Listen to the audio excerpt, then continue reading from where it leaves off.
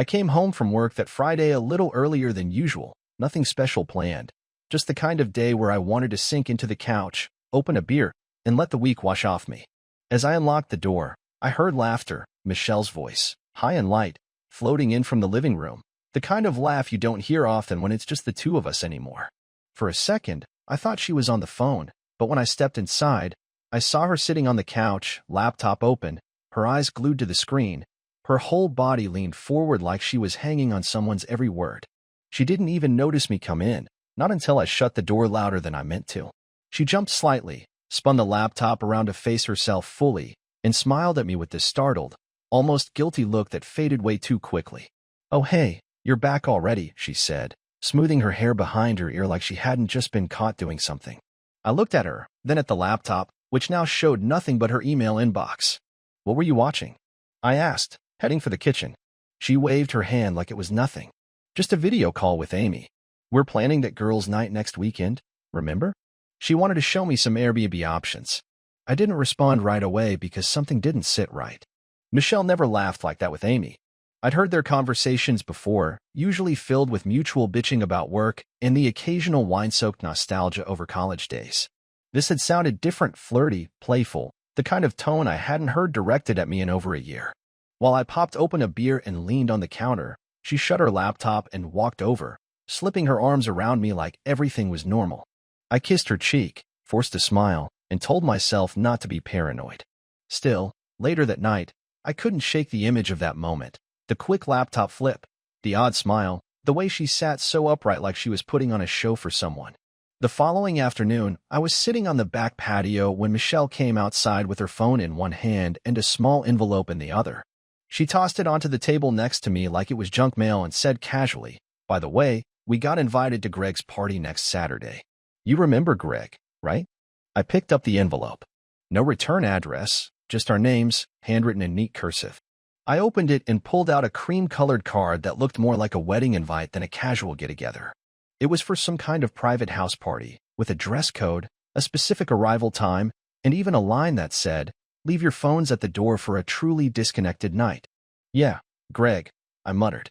"You mean your work friend with the Tesla and the ridiculously perfect teeth?" Michelle chuckled.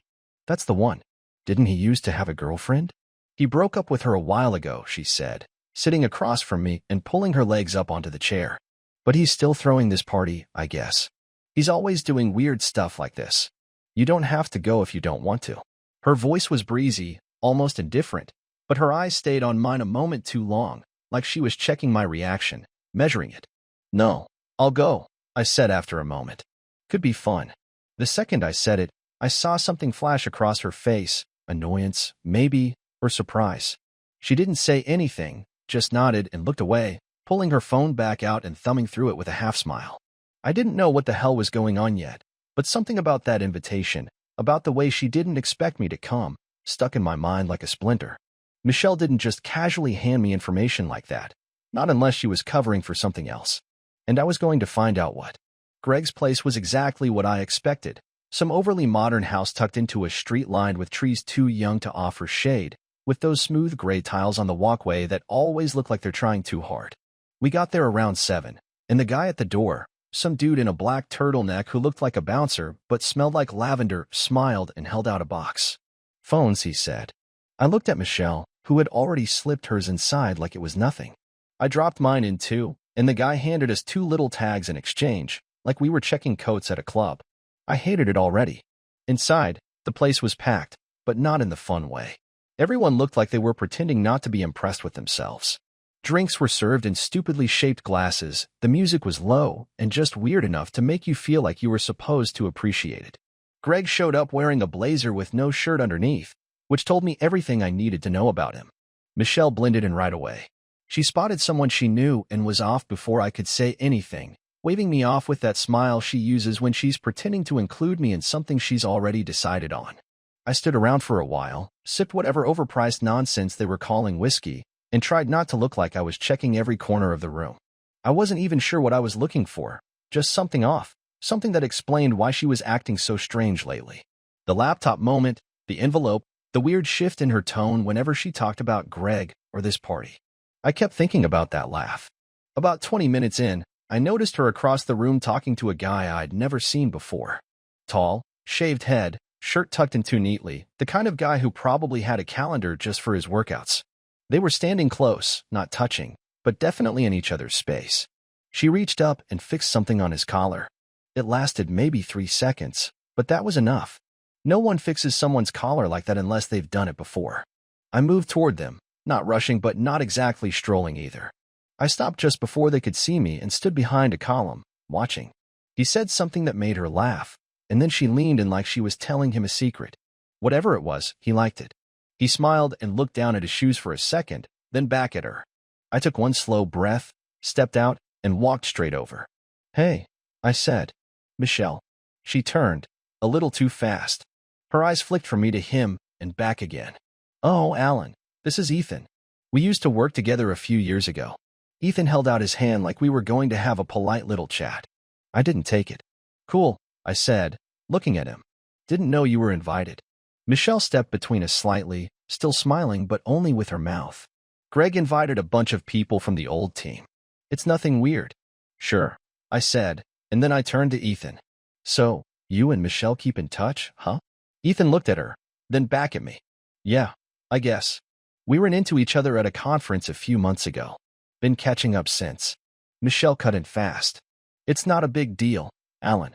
We're just friends." I nodded slowly. "Just friends who fix each other's collars." Her mouth tightened, just for a second, but she recovered. "You're being ridiculous." Ethan glanced away like he wanted no part of whatever this was turning into. "I'm going to get another drink," I said, already walking off. I didn't care about the drink. I needed space to think. My head was spinning, not from jealousy, but from how casual it all was. She didn't flinch, didn't act guilty, didn't even seem surprised that I was suspicious. That only happens when someone's already gotten used to hiding things. Back in the kitchen, I found Greg talking to 2 women I didn't recognize. He saw me, gave a half wave, then walked over like we were old friends. "Alan, right? Glad you came." "Yeah," I said, and nodded toward the living room. "Hell of a party. You invite everyone yourself." Greg smirked. "Most of them. Some of the others came through friends." "Like Ethan?" Greg paused, barely a beat, but I saw it. Michelle asked if he could come. "They used to be tight." "Tight how?" Greg's smile dipped just slightly. "I don't know, man. She said they worked together. Didn't think it was my business." I nodded, stared at the empty counter next to him. "Right. Your house, your rules." Greg shifted his weight. "Look, I don't want to get in the middle of anything." "You're not," I said, already walking away. I didn't want Greg's opinion. I didn't want Ethan's handshake. I wanted answers, and I was starting to realize Michelle wasn't going to give them to me voluntarily. I found her on the balcony, alone this time, looking out over the street. I stood next to her in silence for a while. "You think I'm cheating on you," she said eventually, not looking at me. "I think you're hiding something," I replied. She turned, met my eyes for the first time that night. "It's not like that." "Then tell me what it is." She opened her mouth, closed it again, looked away. "It's complicated. Try me." She didn't answer. She just kept staring out into the dark, and that was when I knew. Whatever this was, whatever she had with Ethan, it didn't start tonight. And it sure as hell wasn't over.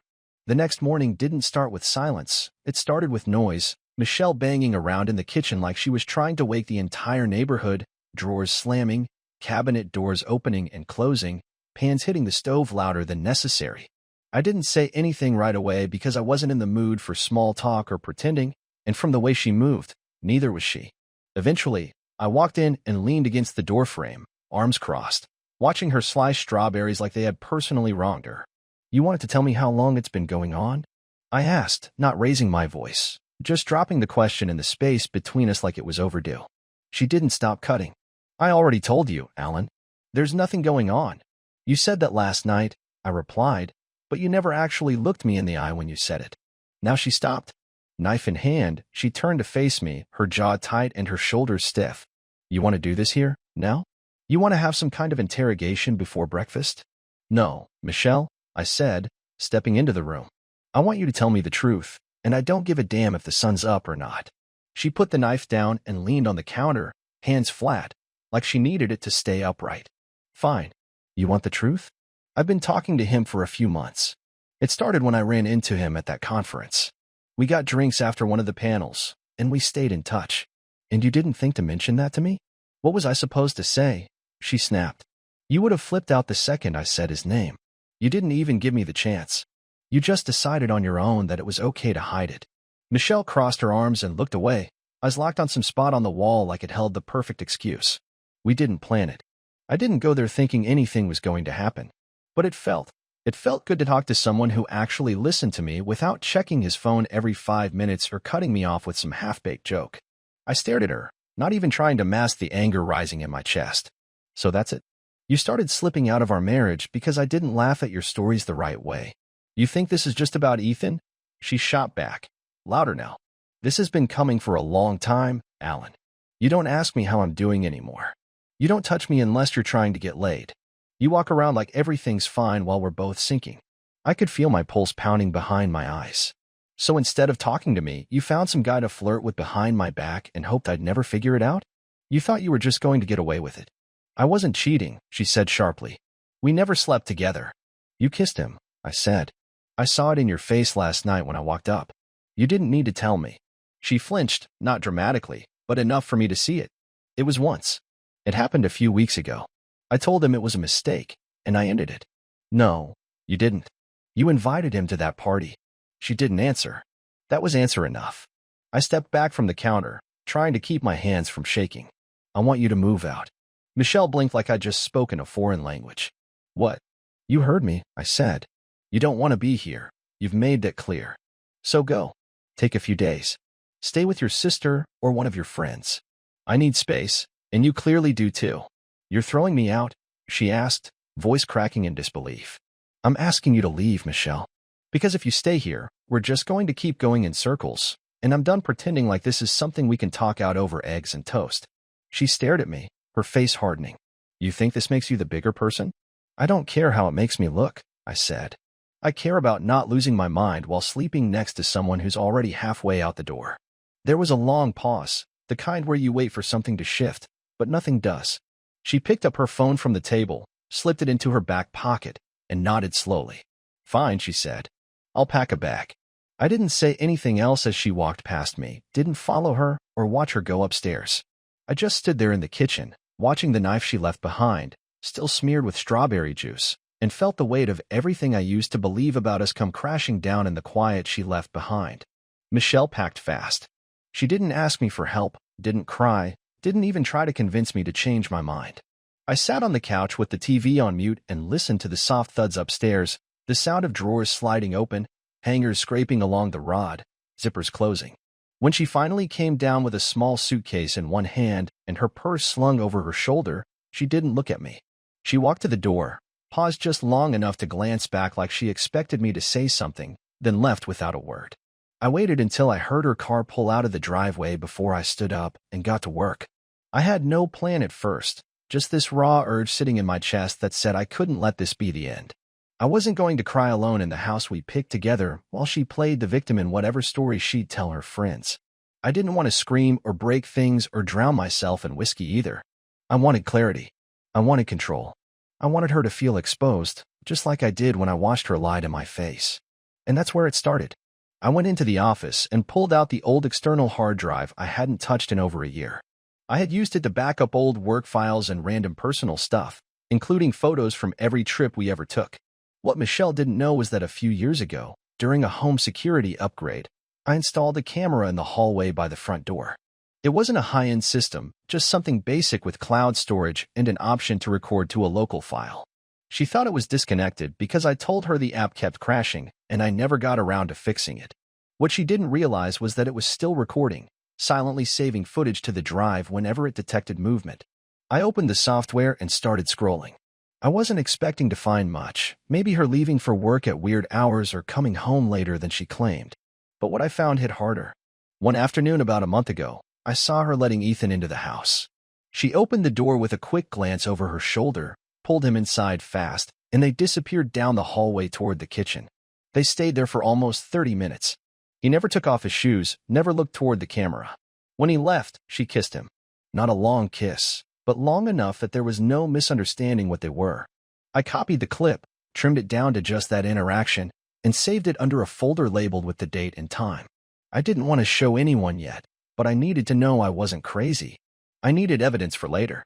Then I remembered her laptop. She always left it in the bedroom, charging on the nightstand. I grabbed it, entered the password she had never bothered changing, and opened her browser history. Nothing juicy, she had been careful, using incognito windows. But her downloads folder had a few PDFs she forgot to clear, including one that was an event receipt for a couple's massage. The date matched one of the nights she told me she was staying late at the office. Her card was on the bill, but the signature at the bottom was clearly Ethan's. I printed that out too and added it to the folder. I spent the next few hours going through every account we shared: email, cloud storage, the house calendar. There were notes about dinner plans she never mentioned to me, saved directions to places she never took me, and a recurring event simply marked personal time every other Thursday. I dug deeper. Her fitness tracker synced to her health app, which showed spikes in heart rate on those days around lunchtime, followed by long inactive periods. Nothing you'd take to a lawyer, but enough for a pattern. I screenshotted everything, printed it, dated it, and made a timeline. By the end of the night, I had a manila envelope thick with evidence, neatly organized and labeled. I wasn't going to use it for a divorce, not yet. What I wanted was something more specific. I wanted her to know I had it. I wanted her to feel cornered, to realize that for all the control she thought she had underestimated me. I waited 2 days before I called her. "Can we talk?" I asked, keeping my tone flat. She hesitated, but eventually said, "Yeah, I'll come by." When she showed up, she looked tired. I didn't offer her a drink or ask how she'd been. I just handed her the envelope and waited while she opened it, page by page, her fingers trembling a little more with each document. By the time she got to the USB stick with the video clip, she couldn't meet my eyes anymore. "I don't want to destroy you," I said, "but I'm not going to let you walk away from this like it never happened." She opened her mouth, then closed it again. Eventually she said, "What do you want?" I leaned forward. "I want you to know that I know. I want you to understand that every lie you told me wasn't invisible. I was there. I was watching. And I'm done pretending you're the only one who gets to write the story." She didn't cry. She didn't beg. She just nodded, stood up, and walked out again. And this time, I locked the door behind her. Michelle didn't reach out for 3 days. I didn't call her either.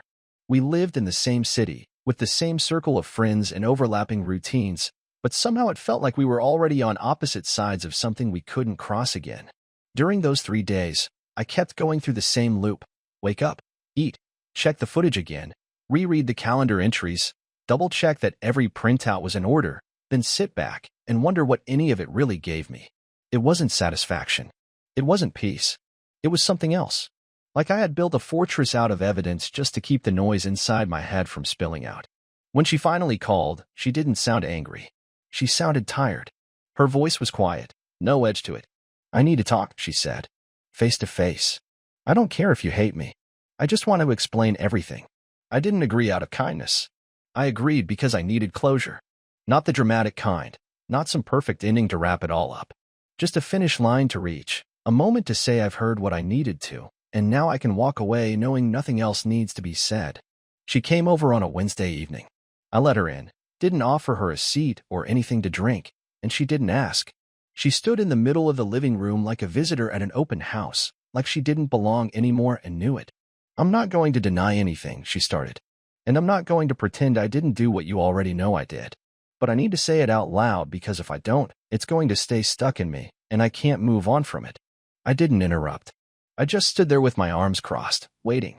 "I kissed him more than once," she said. "And yeah, we saw each other a few times outside of work. It wasn't emotional at first. It was about attention. He looked at me like I was still interesting. That sounds shallow, I know. But I got used to being seen that way again. Then why not leave?" I asked. "Why lie for months instead of just saying it was over?" Her face tightened, like she had been bracing for that question and still didn't have the right answer. "Because I didn't know if I wanted to leave," she said. "Because I thought maybe I could have both. Some weird version of our life where I didn't have to give up the safety and the history and the routine, but I could still feel something different once in a while. It was selfish. I told myself I deserved it because we were stuck, and you didn't see me anymore. But I never asked if you felt the same way. I just made up my own reasons and ran with them." "That's the part that sticks," I said. "Not that you cheated, not even that you lied. It's that you decided what I felt without asking. You built this whole version of me where I was the cold, checked-out husband and you were the ignored wife. That's what let you sleep at night, right?" She didn't argue. She just looked down. I stayed faithful while you figured yourself out, I said. I kept believing that we were in a rough patch, and it would pass. You treated it like a phase you had to endure. I treated it like something we'd survive together. But we weren't surviving anything. You were already somewhere else. I didn't mean to hurt you, she whispered, and for the first time, her voice cracked.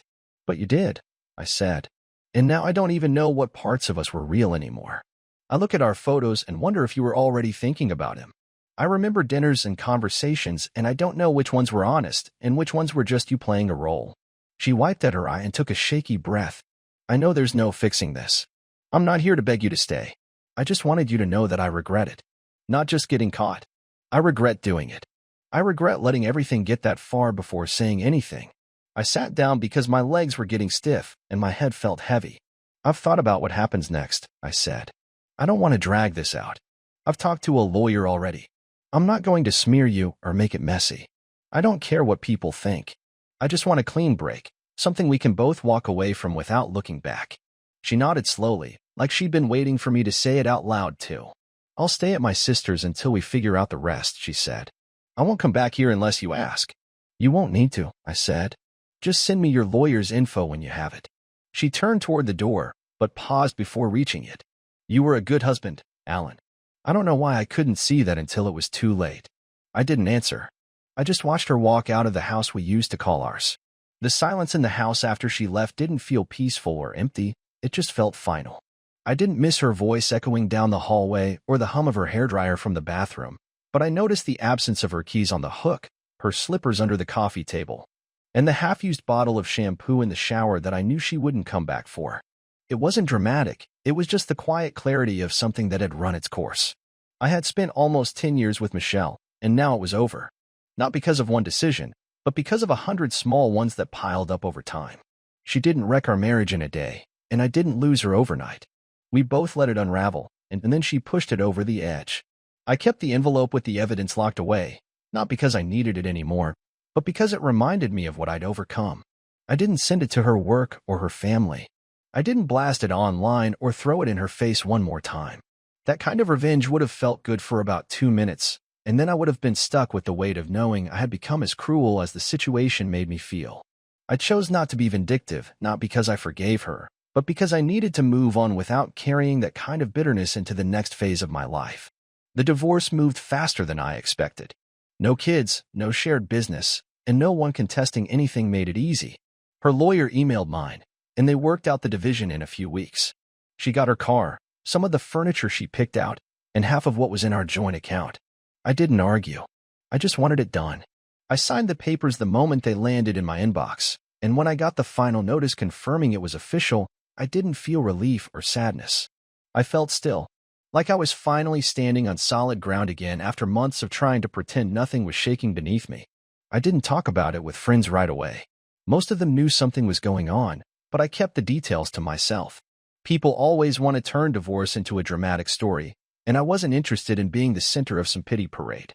I told them the truth in pieces. She cheated. I found out. We ended it. That was enough. Some asked why I wasn't more angry, why I wasn't trashing her name or spiraling into some meltdown. I told them I had done my anger early, in private, in the kind of way that doesn't need an audience.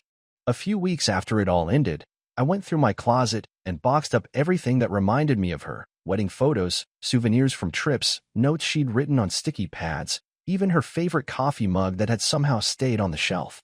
I didn't burn anything, didn't smash it with a hammer like some dramatic movie scene. I just put it all in a box, taped it shut, and stored it in the garage where I wouldn't have to look at it. I don't know if I'll ever open it again. Probably not. But I needed to separate those things from the space I lived in. I needed the house to feel like mine, even if it was just by removing the small things. Some nights I'd catch myself reaching for my phone to text her about something stupid like a movie we both liked or a weird ad that reminded me of an inside joke, and then I'd stop halfway, realizing there was no point. The connection was gone. It didn't hurt as much as I thought it would. It just felt strange, like trying to flip a switch in a room that no longer had power. I stopped reaching after a while. One afternoon, maybe a month later, she emailed me. Nothing dramatic. Just a few lines saying she hoped I was doing okay and that she was sorry again. I didn't reply. There was nothing left to say, and I wasn't going to give her another chance to explain herself. She already had the space, and she used it to lie. That email wasn't about closure, it was about guilt. And I didn't need to be part of her healing. That was her responsibility now. I started spending more time outside. I joined a local gym, signed up for a cooking class I had been putting off for years, and even took a short trip to the coast by myself.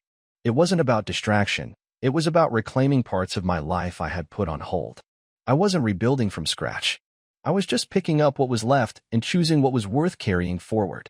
If there's one thing I've learned from this, it's that the truth always comes out, and when it does, it doesn't scream or knock you down. It just waits quietly for you to notice it. And once you do, you can't unsee it. You can either ignore it or act on it. I acted, and now I get to live without the weight of wondering what was real and what wasn't. The worst part of all of this wasn't the betrayal or the lies. It was realizing how much I ignored to keep the idea of us alive. I won't do that again. If something feels off, I won't wait for it to explode. I'll listen earlier, speak sooner, leave faster. And if someone can't meet me with honesty, I won't try to change their mind. I'll just walk away. That's what's next for me. Simplicity, truth, and no more pretending. Whatever comes after this, at least I know I earned it by walking through the wreckage instead of closing my eyes and hoping it would clean itself up. This part of my life is over, and I'm okay with that.